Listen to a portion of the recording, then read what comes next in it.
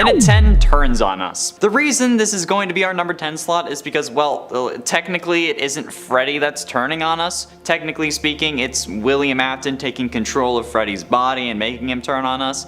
So yeah, it's kind of up in the air. During the final boss fight, Freddy can be hacked by Burn Trap, and when this is going on, he'll stand in the middle of the room as a hazard and just start like jibbing out. If Burn Trap ends up successfully hacking him, meaning that you don't burn him before a timer runs out, Glamrock Freddy will chase after and kill Gregory, either by just like running at you or by pulling him out of his stomach if, you know, you're inside of Freddy when he's getting tortured, which is weird. That's a whole other issue. Gregory can still lure Freddy out of the way when he is being taken over though by calling him over to a different spot, hitting the right button, whatever version you're on. But I mean, like, come on, okay? Like, how is it that Freddy can't resist this at this point? Like, yeah, sure, it's Afton directly tapping into you, but he's also using a computer as a proxy. So it's basically the same thing as the original glitch trap virus that he ended up stopping somehow in the opening credits, okay? I don't know how this was supposed to make sense in universe, but either way, it's stupid, and Glamrock Freddy should be ashamed that this could have happened, even if canonically it didn't. But I still do think that Freddy is evil, okay? Check up in the top right corner, whichever one that ends up being, for the video explaining why, because yeah, it's a long one, if I remember. And at 9, copyright infringement. Okay, technically I don't think that this is actually copyright infringement, and it's more so a reference to a well-known figure, but it's definitely something that needs to be mentioned. At this point, I think everyone knows about the Glamrock Freddy pose that's meant to be a reference to Freddie Mercury, right? Yeah, I feel like it's a thing. The one from the introduction, and I think it was also maybe in the trailers. Well, I'm gonna use this number to be like a YouTube comment section and say that he's stealing it rather than making a reference, because whenever I say something as a reference to someone else, even subtly, so that only those who actually watch those other YouTubers would understand, people say that I'm trying to steal their thing, or that I'm taking it. Like, dude, bro, it's a reference, it's an homage, okay? Of course me saying that it's just a theory, a game theory is meant to be MatPat, okay? It's not me trying to steal it. Obviously, everyone knows where it comes from. You come here in between MatPat theories on FNAF, okay? Like, the same thing happens when I'm calling Chica Mommy, or doing the Eddie VR whistle, okay? That was terrible. It's a reference, okay? But everyone in the comments every time says that I'm stealing it. So I'm going to apply that logic to Freddy and say that he's stealing this pose, okay? Now watch all those same commenters that were attacking me come to defend Freddy now, okay? I'm gonna, you know what? I said defriend, leave it in too, okay? I don't care. And at 8 carries us. While yes, ripping us out of your stomach and tearing us to shreds with that last bit of power you have left is stupid, putting us in that chamber in the first place was a pretty goddamn stupid idea, and it was just probably just at least equally as stupid. I mean, like, he even said it himself that it was a bad idea, but even after saying that, he lets us crawl inside anyway. And there were so many other options. Okay, I'll discuss the biggest issue later on, but seriously, why did he think that this would result in anything other than our death? It's a miracle that it didn't, honestly, especially when we're inside his stomach while he's getting recharged. This dude needs so much power that to fix him we need to juice him with a damn car battery, but we're just sitting inside him while he's getting all that power back from a station inside of him, where the wires and robotic parts are. How did we not get electrocuted, okay? Like, yeah, we deal with a lot of dangerous things throughout this game, but running around inside Freddy is supposed to be the safe space according to the game. But looking at it logically, it might even have been the worst idea of all. And at 7, tackles Vany. Okay, so, yeah, sure, this is a good thing because he's, you know, tackling the bad guy, but let's be honest, Freddy is kind of dumb, and his critical thinking skills are lacking to say the least. If you think about it, he doesn't really think through any of his decisions despite being an incredibly advanced AI. When we're on the top of the pizzaplex in the rooftop ending, after Freddy sets fire to the pizzaplex below us without a real proper way out planned, we get to the roof of a burning building and meet Vany. No idea how she got up there before us, but that's not the point right now. But after being able to see her with Roxy's eyes, he tackles her off the roof of a burning building. Now, originally I questioned our escape plan, okay, but Gregory does then run down the fire escape afterwards. But if he was so concerned about Vany, why wouldn't Freddy just grab us bus and run? Like, why did he tackle her? It seems like the dumbest decision because, you know, Freddy left us on the top of a burning building when we're basically the size of a 4-year-old. Like, I get that she's a bad person, but if she came after you when you were with Gregory, couldn't at that point you then just punch her or do whatever, okay? Your priority isn't to defend Gregory if you're just leaving us on the top of a burning building. Heat rises, my dude. We would have been screwed. And that fire escape, damn, that's gonna be hot. And at 6, harboring a criminal. The idea of protecting Freddy at first seems like a noble one. However, the more you look at it and the worse you see the world, you end up seeing things in my perspective. And this protecting a defenseless kid idea turns into Freddy harboring a criminal. Since as I've explained in the past, Gregory has committed multiple crimes. We in fact have a whole list on the crimes that Gregory has committed. From trespassing to murder, this kid has done a lot, and Freddy defends him the entire time. Sure, it's against bad people, but it doesn't mean that this kid is, like, in the clear, okay? It's messed up. He steals security badges, hundreds of dollars worth of merch, he destroys animatronics, he ends up killing Vany in the Phaser Blast ending, and even steals Freddy in most of the other endings, which is grand larceny. This kid is a criminal, and Freddy encourages this behavior. He encourages and gives him the information required for Gregory to commit fraud with the daycare pass. He encourages Gregory to steal the security badges. He tells Gregory not to hurt his friends, but doesn't really do anything more than that. Gotta love the plausible deniability there. If he isn't even harboring a criminal, then he is most definitely an accomplice. So no matter what, this is not a good thing. Halfway through into number 5, doesn't kick us out. Okay, when you think that your friend is supposed to protect you, having them suddenly rip you out of their chest and kill you is certainly a surprise. And while you may be thinking something like, well, that's your own damn fault for running out of power, you know what? I would normally agree with you on that, okay? But when this game establishes right off the bat that if Freddy runs out of power, he will kick you out, when he doesn't in the future, it's pretty goddamn stupid. Like, whatever. Okay, yeah, I shouldn't have let him run out of power, but let me tell you a story. I was playing through Security Breach and I ended up getting stuck inside of Freddy. This was my first time playing, and like I had gotten into a recharge station, and when I came out I was unable to exit the animatronic. So after being kicked out the first time that Freddy ran out of power, and like because the story forced us to, right before you learn how to distract Chica by knocking over the paint cans, I figured that the way to get out of him when I was stuck would just be to wait and let him run out of power, so that I wouldn't have to lose progress since I hadn't gotten the chance to save in a while, because that's just how the game was set up. So I waited, and then when he ran out of power, I died, resetting me to my last save point. So all I did at that point was waste time, all because this game had established that if you ran out of power, he would kick you out and run to a recharge station. That's why I'm deciding to use that last little bit of power to open up his stomach, tear us out, and then rip us a new one is one of the worst things that Freddy has or could have done. Okay, it's like the death coin in FNAF. If you establish something, you keep it the same way, God. And at 4, Monty's claws. Monty's whole personality is destroying things, okay? He likes to do it and is capable of doing it because of the claws that they installed onto his character so that he could pluck the strings of the bass guitar. I guess animatronics don't like using guitar picks for some reason.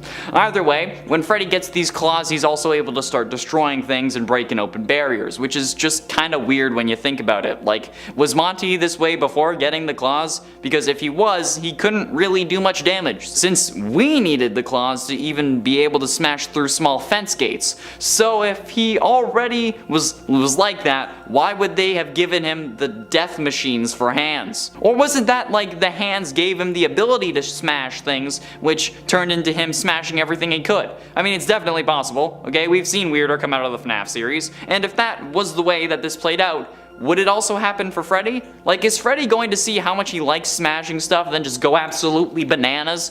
I think it could happen, and even if it doesn't, the fact that Freddy has these destructive capabilities and then just doesn't punch out the other animatronics during the final boss fight, friends or not, especially when Afton isn't trying to take control of him, like when Roxy comes in and you have to crawl inside and then scream. Yeah, why didn't he just punch her out then? Okay, that's messed up. He could have done so much more, but he just chose not to. Getting close to the end into number 3, Cliffhanger. I love stories. I love telling stories, I love hearing stories, I love reading stories. Most of my favorite stories involve time travel, but I also love TV. And one thing that TV is really good at is keeping you hooked with cliffhangers. The issue is, That only works for TV. When I'm playing a game, I don't want to be left on a cliffhanger and then not have it be resolved that same game. That just feels like it's a way to try and force me to buy the next game so I can see the conclusion of how that plays out. Freddy, though, definitely provides us with a couple cliffhangers that never get resolved in Security Breach no matter how hard you look. Most notably, I think, are There Is No Bunny in This Pizzaplex Not Anymore and You Look Different to Me. The first one, of course, being in reference to Vany after Monty seemingly smashed him, and while we may not have gotten a confirmed explanation, at the very least we got that one duffel bag that explains that it was most likely Monty's fault that Vany isn't here. However, that second one, You Look Different to Me, is what Freddy says after we install Roxy's eyes onto him. Okay, he says that we look different to him now, but then he never mentions that again since Moondrop decides to show up. Okay, I don't get it. Why? Why would you do this? It's mean, okay? I hate mysteries. They need to be solved. And the only explanation that makes sense is that Gregory is a robot, but there's like that we can't know, okay? God damn it, Freddy. But ultimately, in at number 2, staying until 6. Glamrock Freddy straight up encourages Gregory to risk his life in order to get out of the Pizzaplex, when in all honesty, the safest thing to do would just be to keep him in your stomach or in your green room until 6 a.m., especially after the door had closed and he was definitely stuck. Okay, there was no need for this daycare secret escape hatch BS. Okay, you could have just gone back the way you came and everything would have been fine. You would have not been suspicious since you'd have at least appeared like you listened to Vanessa, then went back to your room after she told you to, and then Gregory would have been safe, especially after you knew that there was a crazy bunny bitch running around the Pizzaplex trying to slaughter him. So yeah, if Glamrock Freddy is possessed by Michael, he did a horrible job being a surrogate older brother or whatever the situation is, okay? That kind of hurts the whole he's there to protect Gregory because of the crying child thing. You can think of all the excuses for him that you want, okay? But if Gregory had just waited in Freddy's green room, everything would have been fine. Vanessa would have had no reason to check there since she didn't have at any point throughout the game, even when Freddy pops back up 5 minutes after being left in parts and service with his frickin' head removed. Like, who else is going to put him back together aside from Gregory? Like, you could have simply let Gregory stay with you in your room or kept him in your cake hole in your chest until 6 a.m. because we can go into recharge stations with him. Okay, so why couldn't we just chill in his chest the whole time if it was actually that safe, okay? God damn it. I hate this series. And finally, in at number 1, Selfish. This whole list is going to make so many people angry, but I think that this number especially is going to make those hardcore Freddy stans absolutely furious, and I think that's hilarious. Glamrock Freddy, no matter what way you slice it, is selfish.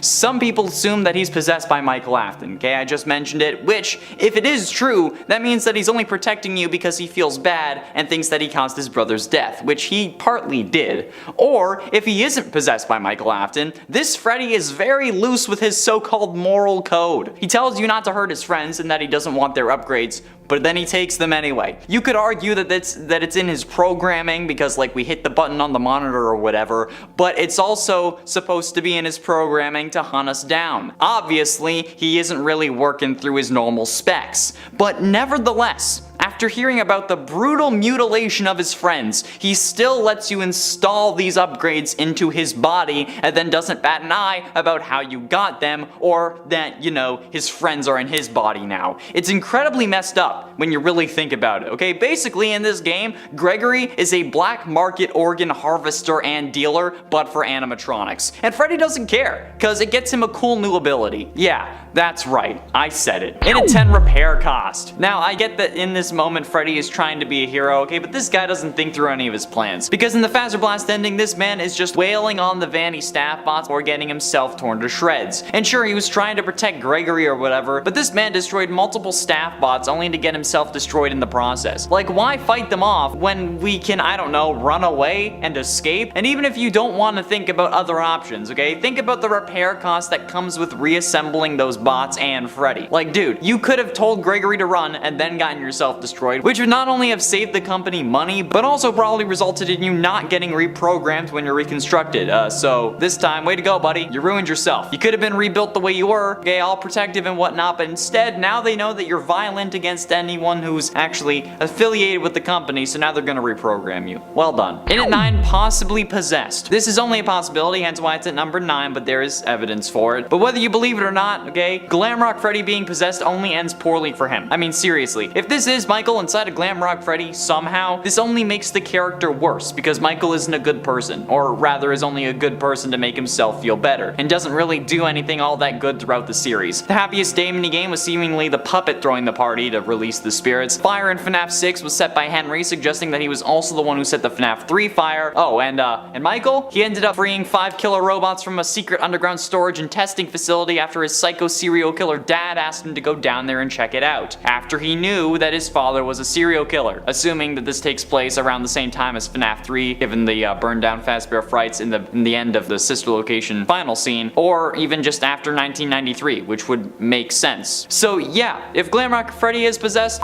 that guy. And it ate FNAF AR. Okay, now this isn't exactly Glamrock Freddy's fault or his doing, but way back in December of 2020, Kieran Sinha, the CEO of Illumix, the company behind FNAF AR, told Daco in an interview that Glamrock Freddy was confirmed to be added to FNAF AR Special Delivery in the future. But it's been nearly 2 years, and Freddy, nor any other security breach animatronic, has actually been added. Now, this is bad no matter what way you look at it, okay? Like, whether he gets added or not, okay? If he doesn't get added, then people are going to be disappointed. But if he does get added, then it's going to be a mess with so much of the supposed story that we get in Security Breach just not making sense anymore. Since the whole point of FNAF AR is that these are animatronics being sent out to families to rebuild their reputation. However, this means that there must be multiple of these animatronics to send out. So there would be a warehouse full of multiple Glamrock Freddys. But we're led to believe in-game that if Freddy goes missing, Monty ends up taking over as the leader of the band. But if that is the case, why wouldn't they just use one of the other Glamrock Freddy models? Or slap his casing on a new endo like Vanessa suggests in Parts and Service.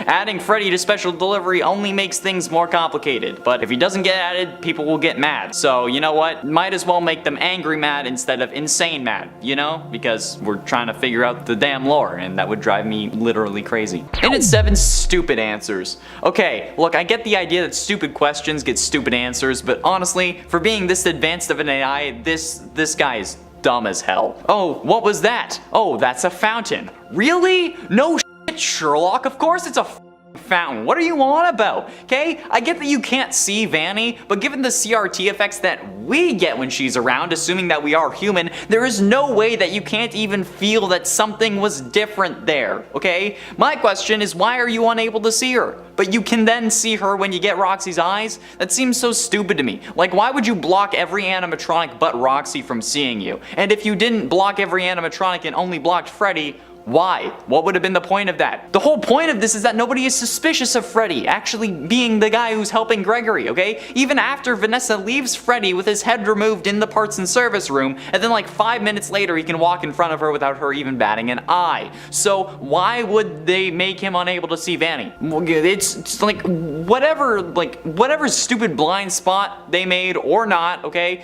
Dude answers multiple questions with stupid answers that don't help anyone, alright? It's annoying. He could have done so much more. And it's 6 power.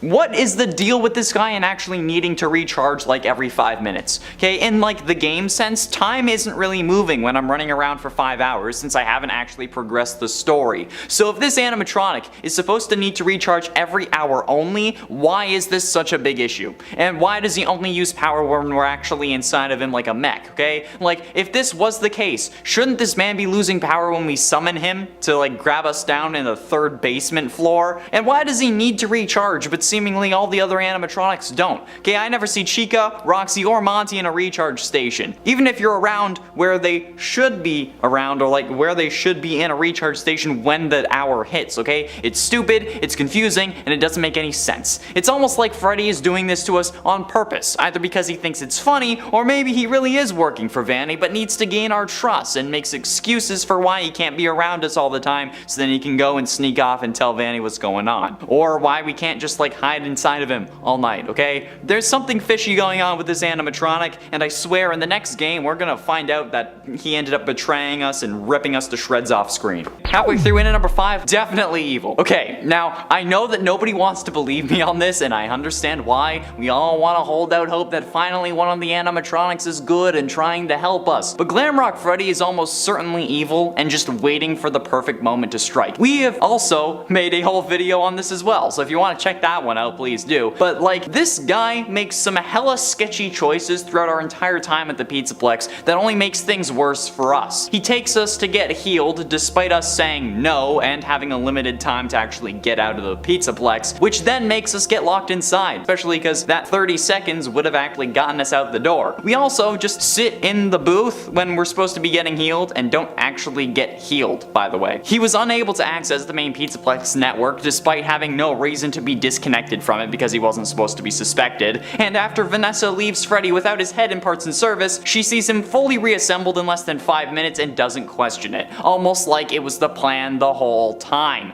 There is literally no other living human in the Pizzaplex, okay? Especially at this point. So who else could have put him back together? There are no robots that are doing that because there's precautions to keep humans safe aside from the one in the cylinder, and we don't see any actual staff bots near that area, okay? The only thing that makes sense is that Freddy is secretly evil, and maybe even he doesn't know it, but either way, he's gonna turn on us, okay? I'm calling it. It's gonna happen. In at 4, On Your Own. Now, given that there are 3 psycho-animatronics roaming the Pizzaplex, ignoring all laws of robotics and trying to kill humans, why is it that the one animatronic trying to protect us is constantly leaving us, okay? Like, originally, he left us so that he could charge or whatever, but after we get the tutorial and then we can have him like call and we can call him to us, he never needs to recharge again, seemingly. I mean, like, come on, okay? As long as you're not inside of his stomach, he doesn't lose power, which means that this man could be following us the entire time that we do all of these missions, but he doesn't. The game provides some excuses for certain areas, like he can't crawl under the door to El Chips, which is a total lie, because he definitely could, or that if he touches the dance floor, he won't be able to stop himself from grooving. But why doesn't he follow us literally the rest of the time? Okay, it seems stupid to leave this small child on his own when 3 of your friends are trying to kill him. There's also a psycho bunny bitch running around, and a daycare attendant who definitely wants to do disturbing things to him every hour, okay? Why would you leave that kid alone? It's irresponsible and goes against everything we're supposed to believe about this guy, but we just accept it. Getting close to the end, in at number 3, Lies. Speaking of the whole needing to recharge thing, where did that BS come from? None of the other animatronics seemingly need to charge every hour, and like I said, he doesn't lose power unless we're piloting him. And then when the hour in game rolls around, we don't get into the recharge station because he needs to charge. We get in to avoid the daycare attendant, okay? It's almost as if they released him so that Freddy getting in the recharge station every hour would make sense despite him not needing to do that. Oh wait, they would only do that if he was evil. And he needs to recharge basically every other minute if we're actually going by in-game time, since the time only moves as you progress through the story. Standing in one place, draining him of all of his power basically means that he loses all of his power in a microsecond in game, which is insane. So, like, what's going on here? What's with the other lies that he's been spitting this whole time? Because it isn't the only thing, and there are so many other suspicious moments in this game that we could do a whole list about how Gregory got lucky just by the sheer stupidity of other characters. Actually, write that down. But ultimately, in at number 2, No Warning. Okay, so Freddy can seemingly sense the other animatronics, or at least knows when Gregory is in danger somehow. Not quite sure how that works, but that's not the point I'm trying to make here. What I'm thinking is that if this guy can sense radio waves or connect to the main server whenever he isn't cut off from it for whatever reason, why didn't he warn us about the blob and how it's a total freak show when we encounter it on our way down to the Afton ending? Okay, I mean, like, the game requires us to be in Freddy at this point, otherwise we get insta-killed by the blob as we pass it. So why isn't Freddy questioning this giant mass of metal, tentacles, animatronic faces, and possibly even souls? Not even the slightest hint about it, especially since at this point he has Roxy's eyes, which allows him to see through walls and spot discs that would be hidden otherwise. So like, where's my warning, bro? Not even a little heads up saying like, oh yeah, we might have to worry about this thing. I can tell that it's at least semi-functional.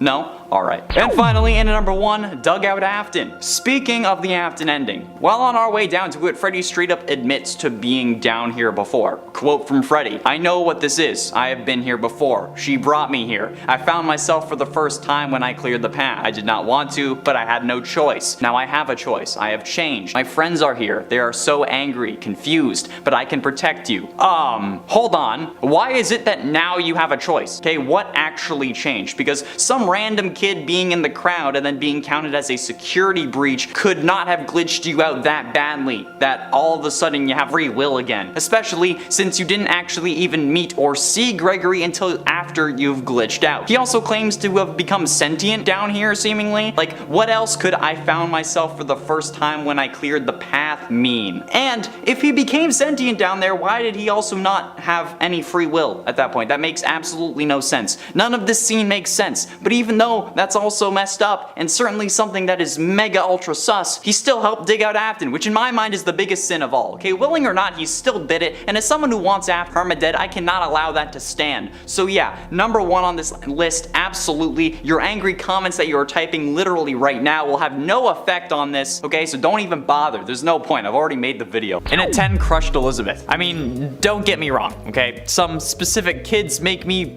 understand William's whole MO. But the fact that he made these robots, especially the funtime, specifically to kill, and the first kid they kill is his own daughter. That's some serious karma, man. But considering how horrific Baby becomes after this thanks to Elizabeth, I feel like she might have had it coming, okay? Girl was a lot more like her father than she really should have been, honestly. Well, yes, crushing any kid would have been bad, but like, your creator's daughter? Seriously? Like, why was there no blacklist for kids that you shouldn't grab? Like, you have animatronics that can walk on their own, advanced AI, facial recognition technology, but you can't make a goddamn program that says do not kill these kids, they come from my loins? Like, bro, if you ask me, you had it coming. Like, who tells their kids not to do something and then actually expects them to listen? Especially when it was built to attract and lure kids. And when they're that young. Like, seriously, William is stupid. But this was still a messed up thing for Baby to do. And this is why she's more so Afton's creation than the other ones, because she's literally also his kid. And at 9, fought Enard. FNAF 5 to 6 had some serious changes. Baby went from being a part of Enard in FNAF 5 to her own separate animatronic again, with seemingly no explanation in FNAF 6. Well, no explanation if you're not really a FNAF fan, since we all know that the interaction that caused this unfortunate split actually took place within the source code of Scott Cawthon's websites, where the two, ScottGames.com and FNAFWorld.com, were arguing, which resulted in Baby getting voted off the island. But honestly, thinking about it, this was a pretty dumb idea for her. Like, it seems that Molten Freddy is the one controlling the blob from FNAF Security Breach, since they're the face that the blob prefers to use to jump scare the player and interact with Afton, even though it's more Funtime Freddy and not Molten Freddy. But we also know that Molten Freddy is just the remains of Enard after Baby got kicked out, hence why it dropped the whole clown aesthetic. It's also worth noting that Baby's face is on the blob, except it's missing the red light in its eyes, meaning that its soul is probably not contained within the animatronic amalgam. So if Baby had stayed a part of Enard, she might still be fighting. Of course, we can't be certain that she's not possessing something else, but we can't be sure that she is either. And at 8, Afton Amalgam. One of the biggest twists from the Fazbear Frights book's epilogue stories is that they end up fighting a giant trash rabbit known as the Afton Amalgam. Yeah, but then a mysterious black blob is revealed to be behind everything. This blob was controlled by Baby, or I guess Elizabeth. Either way, at this point, it's the same thing. I'm guessing this reveal was originally intended to happen after Security Breach was released, given the original release date of the game, which would have made this much more rewarding and an actual, like, big reveal, but Baby was literally revealed to be controlling a version of her father, the man who got her killed by creating a robot designed to kill, the man who killed her brother in the same way, who killed 5 additional kids, at least, who wanted to bring her brother back as an animatronic. She controlled a version of him and still wanted to make him proud. At least she ended up abandoning him, but not for any moral reasons, but because she knew that the battle was lost and wanted to live to fight another day. Okay, well, I say live, but in reality, just she didn't want to be destroyed since she's dead and possessing stuff. She's not really alive, but like, you know what I mean, okay? And at 7, stored his daughter. While we know Afton isn't the best father, I think it's something else to end up locking your robot possessed by the soul of your dead daughter into an animatronic testing facility. That seems a bit too far if you ask for my humble opinion. But nevertheless, he still did it, and that's what Sister Location is all about. And William was even the one who sent us as Michael down there in the first place, and then we get shoved full of Enard bits so that they can escape. Did William know about that plan? Unsure, because like in FNAF 6, Baby says that she'll make her dad dead proud. So was that William's intention to like send us down there so baby could get out? And if that was the case, why lock her down in there in the first place? I mean, like, if she was your daughter, why not have her just like chill around the house, right? Like in the books, baby is able to transform between baby and like a human looking animatronic at will. So why not add this to that version, and then you can have your daughter back, albeit a little more messed up. But like more like you in the long run, right? I don't know. This family is messed the hell up, and nothing makes sense. And at 6, lied about Remnant. Now, this isn't confirmed, much like the fact that he possibly killed his wife. However, this seems like the most likely explanation to me. So if you want a full explanation as to why I think Afton was the one who lied about Remnant, go check out that video linked up in the iCard. But I'm going to wrap this up quickly here. Basically, there have been 3 fires so far that were meant to finish off William Afton, and none of them have worked. The reason Henry tried fire was because that's supposed to be the thing that can burn off Remnant. However, Remnant can also be found in liquid form, so how can it be molten but also be burnt by fire? It makes more sense that William made up the lie that he could be killed by fire, so Henry would keep trying and failing to kill him, so he wouldn't have to worry about actually dying, since literally every time he's been caught in the fire, he has survived. And the other animatronics infused with Remnant also survived, like Baby, the puppet, and Enard in FNAF 6, as we see from the blob in Security Breach. Halfway through, in at number 5, Impress Daddy. Along the same note of, oh, I wanted that arm in case I needed to sever anybody's body parts or something, we know that's why she has it and not for self-defense. Before Henry cuts her off during the true ending to the game though, Baby goes on a bit of a rant thinking that she won. Quote, "You played right into our hands. Did you really think this job just fell out of the sky for you? No, it was a gift for us. You gathered them all together in one place, just like he asked you to. All of those little souls in one place, just for us. A gift. Now we can do what we were created to do and be complete. I will make you proud, Daddy. Watch, listen, and be full." Does that sound like someone who wanted to be saved?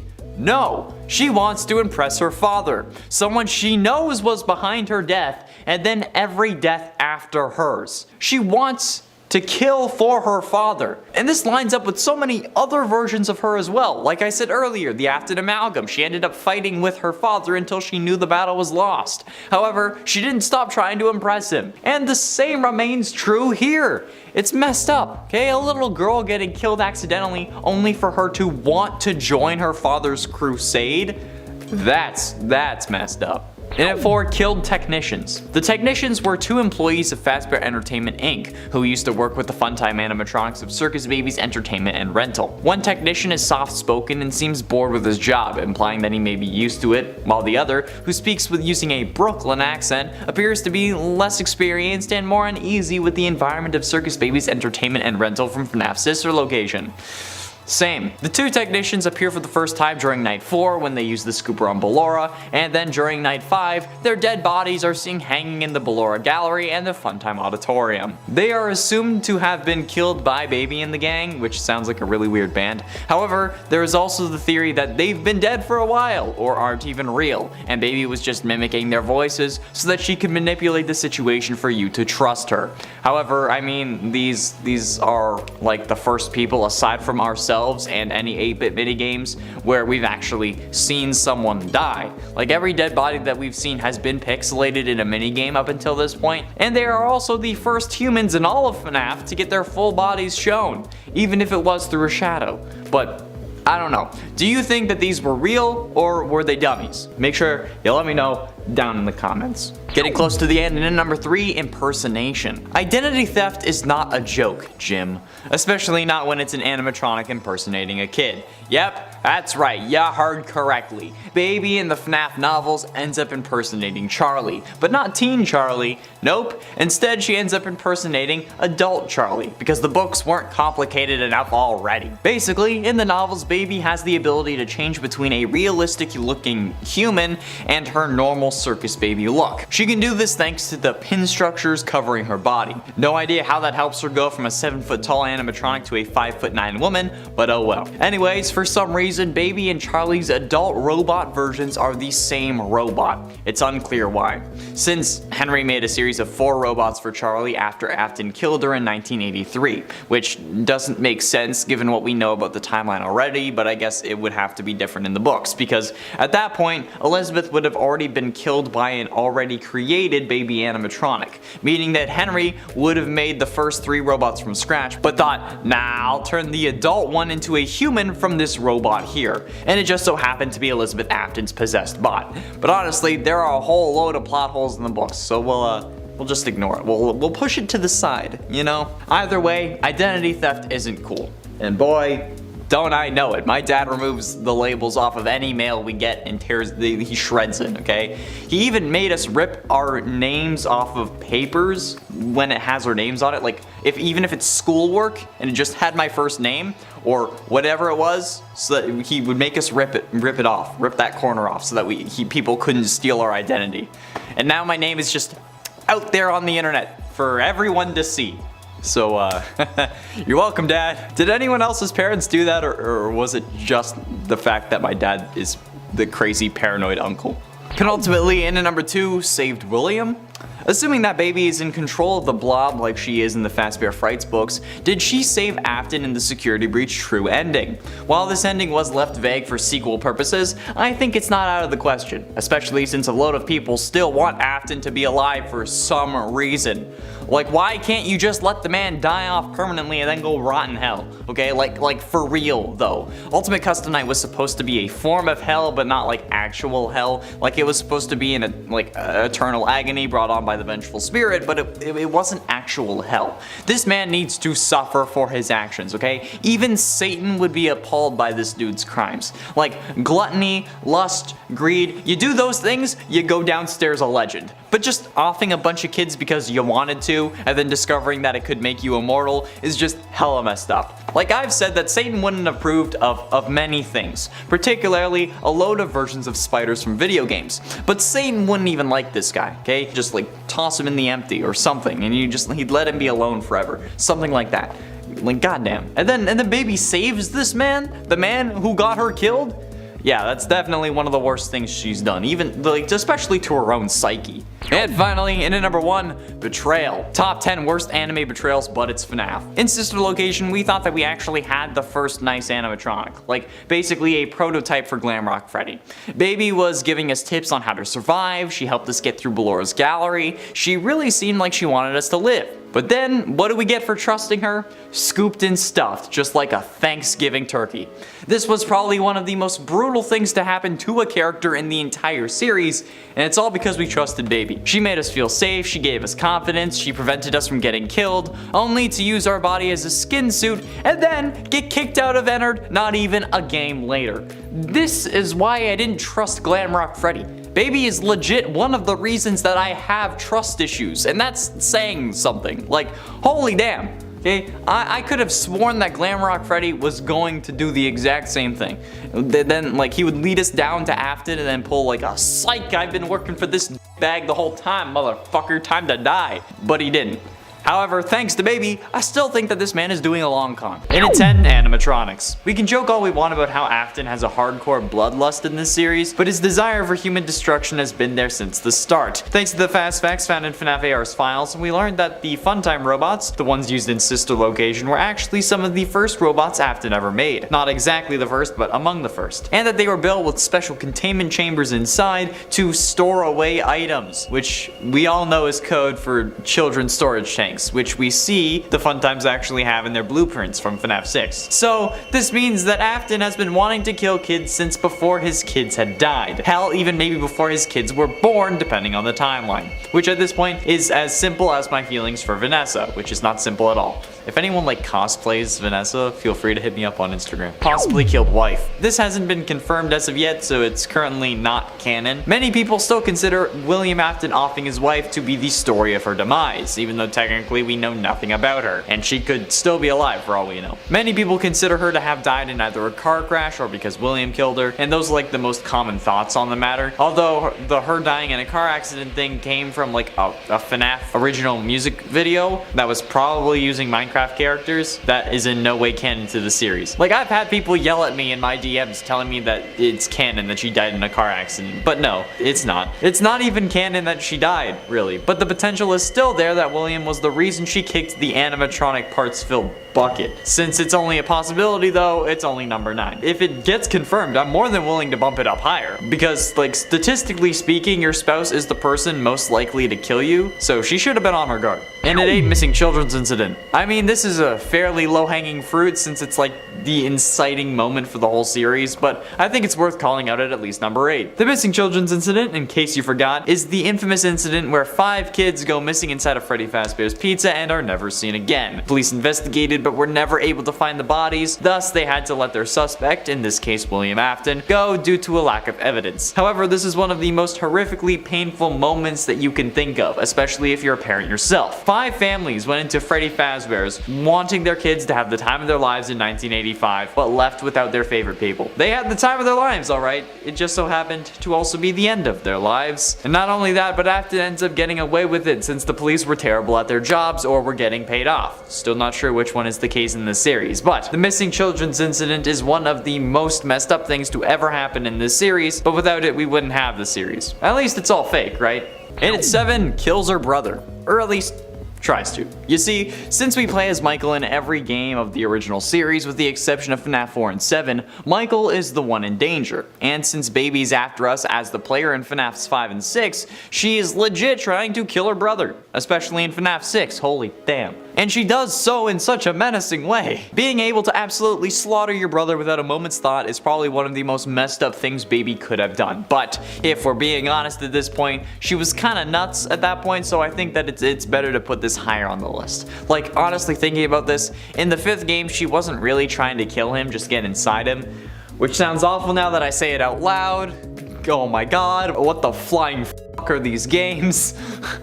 But in Pizzeria Simulator, she definitely wanted to kill you. And during her final speech, she even thinks that it's what her father would want. So needless to say, she's pretty out of it at this point, which makes it slightly more forgiving, but not so much. And at 6, scrapped. While she did end up fighting the rest of Enard and getting kicked out, resulting in the creation of Molten Freddy, she also ended up having to remake herself, or at least give herself another shell, as well as seemingly another arm, since, you know, now we see a giant claw on her left arm. However, you want to know something interesting? According to the Freddy Files Updated Edition, the Bible of the FNAF franchise basically, the claw on her left arm is the same one from her stomach, meaning that Elizabeth knowingly attached the claw that resulted in her death to her arm. And that's absolutely terrifying. Like, this chick is like, yeah, this thing killed me, so let's put it on my arm so I have better access to it. You know, just in case I need to use it for whatever reason. So yeah, this laced up her sneakers, thought, oh, what if I need to kill someone today? And said might as well claw them to death with this monstrosity that killed me. Do you people not realize how absolutely nuts that is? Like, that's... bro. Halfway through into number 5, Vanessa. Possessing Vanessa was certainly one of the more messed up things that William did. It just sounds weird, you know? Like this guy pops up into your VR headset then takes over your body without your consent, so now you end up killing for him. That's kind of messed up. Actually, no, not kind of, that's incredibly messed up. I mean, she knows what's going on too. She actively talks in hushed tones about how she can't talk about it to her therapist. So like, what the hell is the dynamic here? I mean, possessing someone is already pretty messed up, but then causing them to make a rabbit costume so you're still a furry is a whole other set of kinks that I don't even want to talk about. And then she knows that there's an evil inside her, but she can't do anything about it. She fears for her life, which only makes me wonder what William has been saying to her. And she's now, with full knowledge of her darker half, willing to lock a kid in a lost and found room until the police arrive, despite never calling the police, and then lets that darker half track him down. And at 4, later that night. The Midnight Motorist minigame seems simple enough, but the true horror of this minigame comes from the implications of it. Since in the game files, the minigame is known as Later That Night. Most people akin the game to what happened after William kills Charlotte outside Fredbear's Family Diner in FNAF 2's Take Cake minigame. But if this is true, this is probably one of the scariest moments in all of FNAF history. This man just killed someone, but then goes home to his kids, reprimands his son and abuses him by locking him in his room so much that he had to break his window to escape, plus Think of all the people driving past him, unaware of the violent crime that he had just committed. It's scary because this is the case in the real world too. Technically speaking, anyone we encounter can be a serial killer. And that is a horrific thought, since also you're only alive because everyone you've ever encountered has chosen not to kill you, which only makes the whole anyone could be a serial killer thing even worse. And in this case, this man literally just killed someone and then comes home and is going to yell at his son who's been in his room all day. Like, god damn, bro, how much residual anger do you have suppressed inside your body? Getting close to the end, in at number 3, stuffed. One of the most deranged things that William Afton did was stuff the bodies of the original 5 missing children into the original 5 animatronics: Vany, Foxy, Freddy, Chica, and Golden Freddy. And the craziest part is that he didn't get caught for it. Yeah, he didn't. The animatronics smelt like death, started leaking blood and other fluids, and the police didn't bat an eye. He put these bodies in animatronics that perform for other kids and their parents every single day. How does anyone think that that's a good idea? Unless it was his way of displaying his kills or something, like some of the crime shows like to mention. How some killers enjoy the world knowing what they did, since it helps them feel more powerful or something. Fuels their ego. Like maybe even if they didn't know that the bodies were there, William could be using that as an ego boost, which is messed up. And also ruins the whole he did it because his kids were dying theory, aside from the whole him killing before his kids died thing. Also, how did the police not confiscate the animatronics for evidence? Penultimately, in at number 2, first victim. They say a killer's first victim is the most important, since it usually indicates what got them to start killing or other psychological clues that they could use to predict his next moves. But in the case of William Afton, his first victim was the daughter of his longtime business partner Henry, which is hella messed up because she was 3 at the time, that time being 1983. And this is the year that Afton's life started going downhill in the worst ways possible. He starts killing off kids and then sticks with that MO throughout the rest of his criminal career. But the fact that his first victim was someone who trusted him, who didn't exactly suspect him even though her father did, is something even I fear. I'm not a parent, so I can only imagine how this must have felt. And if that was me, I'd be doing a lot more than burning down restaurants in an attempt to put that down.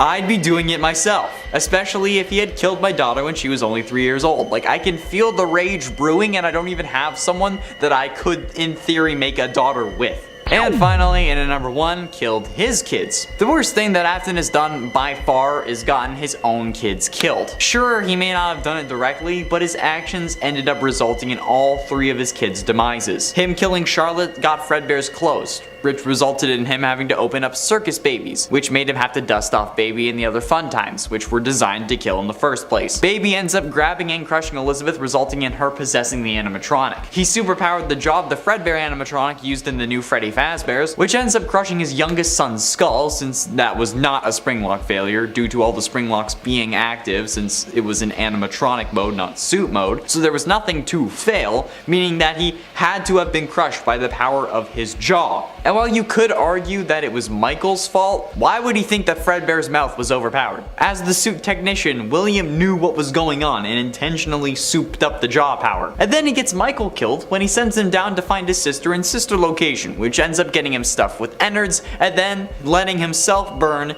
in Pizzeria Simulator. So yeah, William's actions got all 3 of his kids killed just because he had to kill his business partner's daughter. And at 10, bullying. Not talking about what it led to, but specifically the tormenting of the younger brother. While common among siblings, especially in media, this is just damn cruel. I mean, like, even Roderick wouldn't have ripped off one of Greg's plushie heads and then tormented him with it. So the bullying here is a damn shame. And honestly, the fact that William did nothing to reprimand his son for tormenting his other son only makes this worse, I'm sure. Which eventually caused him to escalate, and essentially escalate so much that, well, we all know what happened. But even without that, brothers who torment their younger brothers like that are cruel. Like, I tormented my sister, but I didn't like destroy her stuff so I could use it as a mask to then scare her even more. And I'm sure that he doesn't like just wear it to scare a crying child either. He probably just walks around with it on the regular just to make his younger brother mad, since, you know, he's wearing your stuffed animal's face. And at 9, encouraging Gregory. Assuming Knowing that Glamrock Freddy is possessed by Michael, even if I don't think it's likely, Michael, as Glamrock Freddy, straight up encourages Gregory to risk his life in order to get out of the Pizzaplex, when in all honesty, the safest thing to do would be to just keep him either in your stomach or in your green room until 6 a.m., especially after the doors closed and he was definitely stuck. There was no need for this daycare, secret escape, hatch escape plan thing, okay? You could have just gone back the way you came and everything would have been fine. You would not have been suspicious since you'd have at least appeared like you listened to Vanessa and went back to your green room, and then Gregory would have been safe, especially after you knew that there was a crazy bunny running around looking to slaughter people. So yeah, if Glamrock Freddy is possessed by Michael, he did a horrible job at protecting his surrogate younger brother, which kinda hurts the whole he protects Gregory because of crying child thing, doesn't it? And it ain't listen to his father. Now, this takes a bit of assuming, but less than assuming that Glam Freddy is possessed, so it's gonna be a spot higher. We learn in Michael's final speech in Sister Location that he went to find his sister because his father asked him to, saying something along the lines of, "I did it, I put her back together, just like you asked me to," which is yes in reference to Baby, but the issue I have with this is why did he listen to his father? I don't think he learned about the horrible things his father did because of Baby. Like, I think he must have learned about it beforehand, maybe when he got Crying Child killed since he was freaking out because the animatronic jaw should not have been able to crush his skull, and even if he didn't know about what William was doing, honestly that could make this point even worse. Like, what other things did William ask his son to do, either while he was stuck in Fazbear's Fright or before that Michael did without question? That's a thought that really worries me, and maybe Michael has more to repent for than just hurting his brother. And it's 7, taunting. Now, being a killer is one thing, but when you're so sadistic that you end up taunting the various characters or people, that's when it ends up getting scarier. And Vany certainly does this, whether it's her on the sound system, her popping up on the TV, or her joyfully skipping down towards us until she's close enough to dash. She's playing with us like we're a pet on a farm before she ultimately puts us down so the family can have dinner. Like, come on. There's no way that she's just like that, especially with Afton being the one who's controlling her. He essentially is just making this another version of himself. So yeah, her taunting us, her playing with her food is some of the freakiest crap in this game.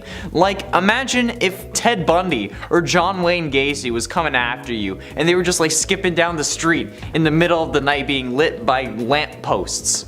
That's basically what this is.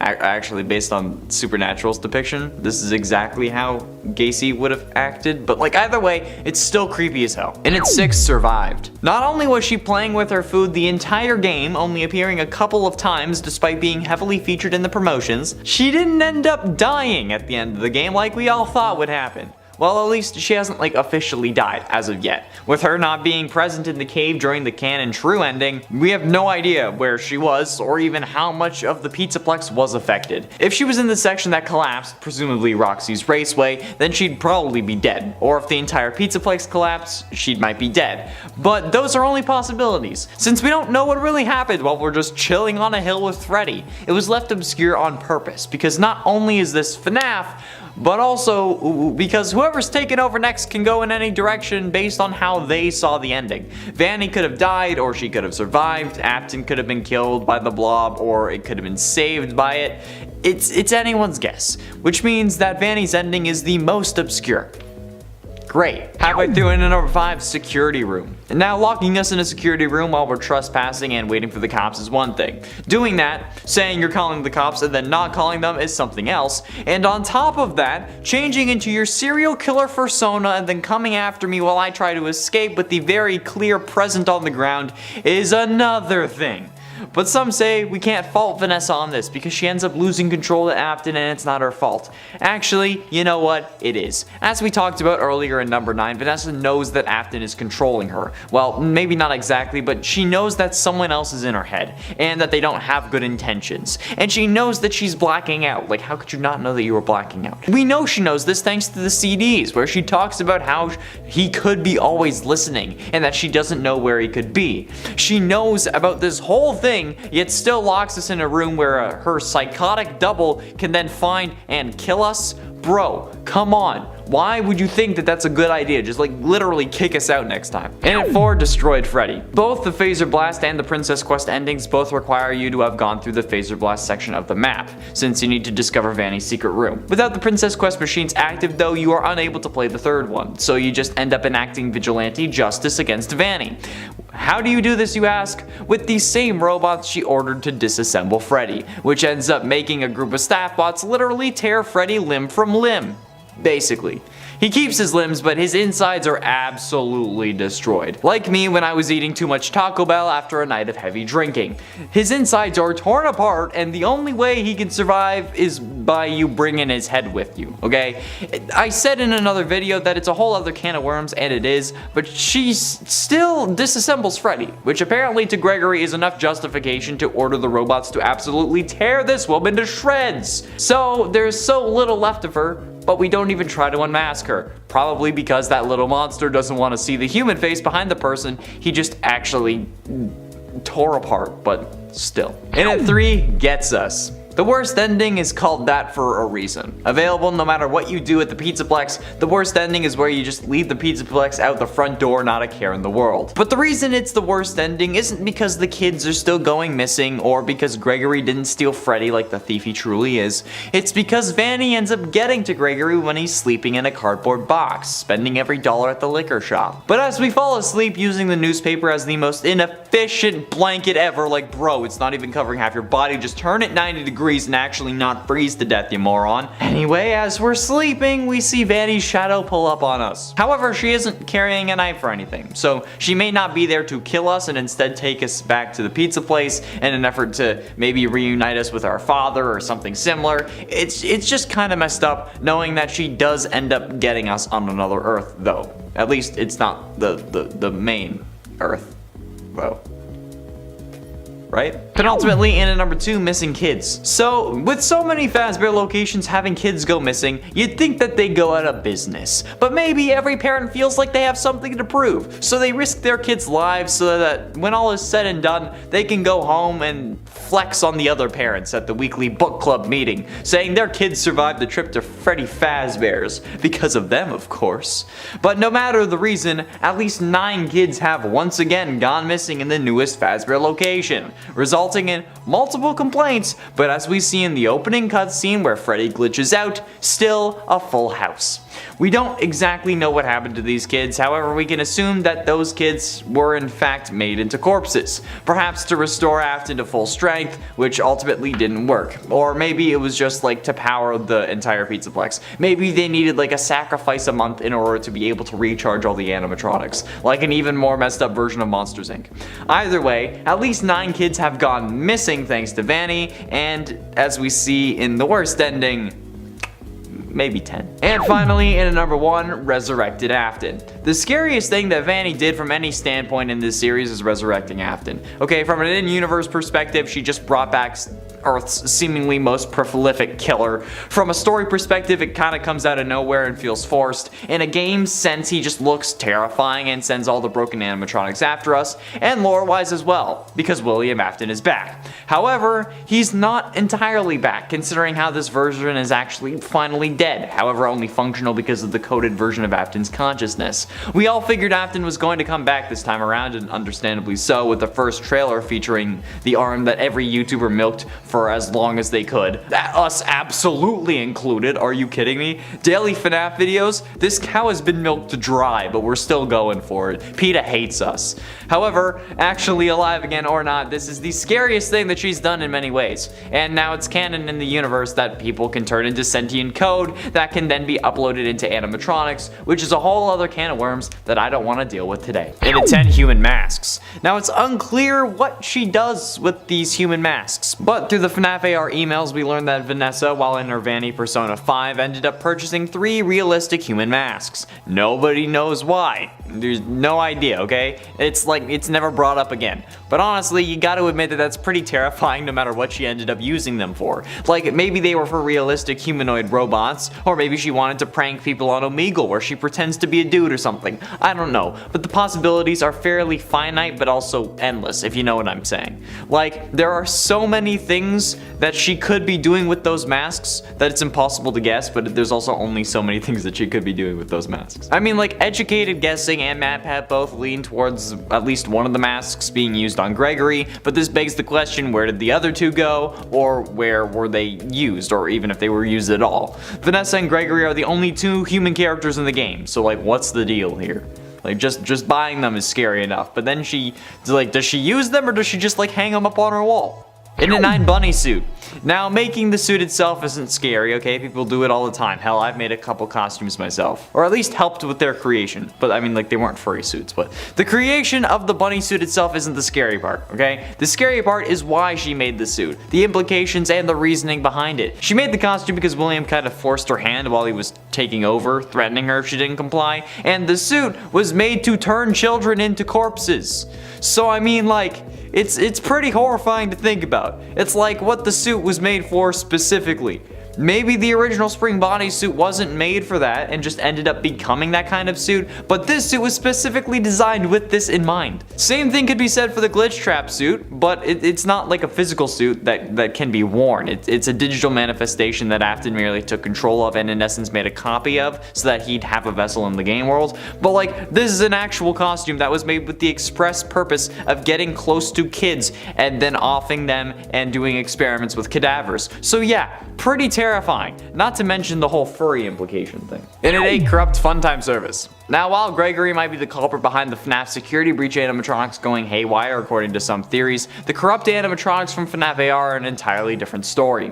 These are most likely caused by Vany, as she was trying to find a new host for Afton using the special delivery animatronics. However, when that didn't work out, they figured that they needed his old vessel to actually return, which would explain the whole moving to the FNAF 6 location thing. However, her corrupting these animatronics directly results in even more deaths at the hands of Fazbear Entertainment, which is a whole other issue that I don't understand how their world hasn't addressed yet. Like, get the cops investigating, or someone hire a private investigator, please, for the love of God. Like, someone has to be suspicious about what's going on here, right? Like, Fazbear Entertainment is sus as hell. They clearly vented. I was on cams, I saw it. Fred is sus. In at 7, Bad Babysitter. Now, while we don't know the details about what's going on inside the Midnight Motorist minigame, although I think we kind of figured it out, link to that video is in the iCard, I think it's safe to say that this is the Afton family, and particularly the Afton males. Seemingly, Michael was babysitting crying child while their father was, at work, but Michael was just watching TV and not his little brother, which allowed his little bro to break his window and go to the pizza place yet again, which I'm sure made his father so angry that when he got his son back home, he wasn't the nice father I'm sure he pretends to be. So Michael's negligence ended up getting his little brother in trouble and God knows what else, because all he wanted to do was watch his show, which is possibly Immortal and the Restless. Which makes this even worse because it's a fucking soap opera. And before any of you get mad at me and tell me that this isn't freaking Michael, okay? The one who tells William to go easy on crying child is most definitely Michael and not William's wife, since this is after William started killing, so his wife was gone. Plus, it's the same gray shirt that Michael wears at like literally all the time, and he's in front of the same TV that we sit in front of in Sister Location. That's about as clear cut as the series gets. And at 6, Walking Corpse. Now, Sister Location also ends with a scene of Michael walking around town literally purple and smelling god-awful. Some see this as his body rotting thanks to the animatronic parts inside him. I like to think that it's because the robotic parts inside him are beating up his inside so much that it's causing severe bruising, because never have I once seen a decaying body be shown as purple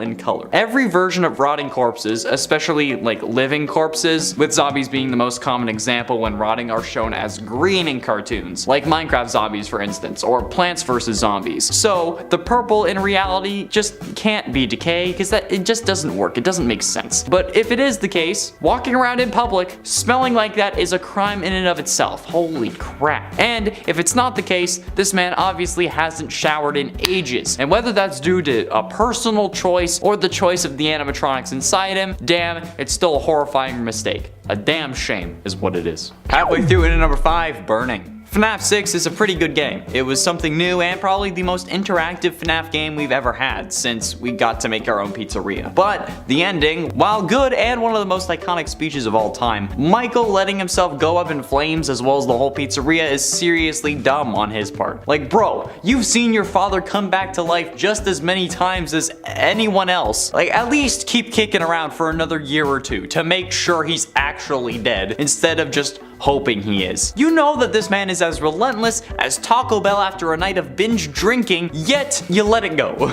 Just think about things. I wish for once one person in this series would actually think something through. And Henry encouraging him to stay just also seems like a bad idea to me. Straight up. Like, I get that you want nobody to remember this, but unless you've killed the parents of all the victims or everyone who's ever covered the story in the media, people are always going to remember this. So just stay alive, okay? Make sure the story is over, and then you can off yourself. Both Michael and Henry, honestly. God. And at 4, animatronic escape. Going to investigate a secret underground facility when your homicidal maniac of a father asks you to is one thing. It's another thing when you become the vessel through which 5 separate animatronics escape into the outside world to begin wreaking havoc. Like, sure, you couldn't really help it, but the canon ending to the game is seemingly the one where you listen to Baby and then end up getting scooped. So in actuality, Michael was being just a big old dum-dum here. After everything, you should know that the possessed animatronics, even if they are possessed by your sister, are a bad idea, especially if you've been through the other locations already and have been attacked by those very same haunted animatronics. Have you never seen an episode of Supernatural? Like, every spirit is a vengeful spirit after this long, bro. Come on. Just salt and burn the animatronic and then go home. Wait, could the whole, like, Remnant needs to burn thing be referenced to Supernatural?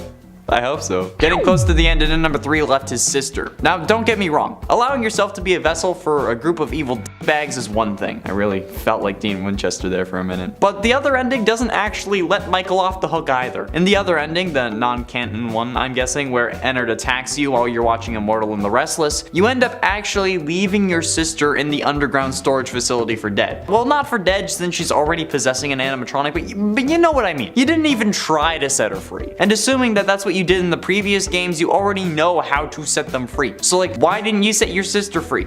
Yeah, that's what I thought. Okay, my sister and I, we don't always see eye to eye. Sometimes she can't take my hilarious jokes and my brilliant sense of humor, but I'd still release her soul if it was trapped inside a 6-foot-tall giant robot. Okay, I would. But this man just leaves. And we know that he knows it's Elizabeth. He just doesn't care. What a great big brother this guy is. You already screwed over one sibling, why not the other one too, right? Speaking of which, penultimately, and at number 2, Chomp. I think we all know that Michael is certainly at least partially responsible for the bite of 83. Because while William did superpower the Fredbear jaw, if Michael hadn't put his brother's head in the mouth, it wouldn't have mattered. While yes, he thought that he'd be safe because it's an animatronic mouth, how bad can it really be? He still definitely contributed to Crying Child's death. It's interesting the way that like fate works. In this instance, we can really blame anyone for the death of Crying Child, because I am absolutely certain at the very least Michael blamed himself at the beginning. After learning what William was up to and what he did to the animatronic, maybe the guilt lifted slightly, but all that it would really do was assure himself that he didn't have the intention on killing his brother. But either way, without him, nobody would have put his head in the animatronic mouth. But yeah, getting your little bro chomped is definitely gonna cause some friction among the family members, especially when, because of that, you're the only 2 family members left. And finally, and at number 1, nothing. Michael Afton's biggest sin in my mind is his ability to do nothing. Like, sure, he seems to be playing the good guy, going after his father and trying to undo his deeds, but really, Michael to me just seems like he's been playing hero this whole time while not actually doing anything. Sure, he says he's trying to right his father's wrongs and whatnot, but looking at him, he's not doing it because he's a good person. He seems to be doing it because he just feels bad and not because of some higher moral code. He blames himself for getting his brother killed, which subsequently means that anything he does to try and fix that is just to make himself feel better about it, because in the end, nothing's gonna bring his little brother back. And if anything, the FNAF 3 happiest day minigame is because of Henry. not Michael. And you know what? This guy, he doesn't have the balls to actually end his father once and for all. He says that he's gonna go come find him in the final scene of Sister Location, but then when he does, he's not the one to burn the place down, okay? Henry's the one who does that. Henry is the only one who's able to actually sack up and do anything about this. I mean, he does it in a horribly stupid way, but he still at least does something. If Michael really wanted to make sure that William was stopped, like I said earlier in the list, he wouldn't have let himself burn. He would have stayed alive, made sure that his dad was dead, made sure that his old man had kicked the animatronic-filled bucket, and then offed himself. But he lets himself burn so that he won't have to deal with knowing what his father did and live with the regret of hurting his brother. So, yeah, he didn't really do anything.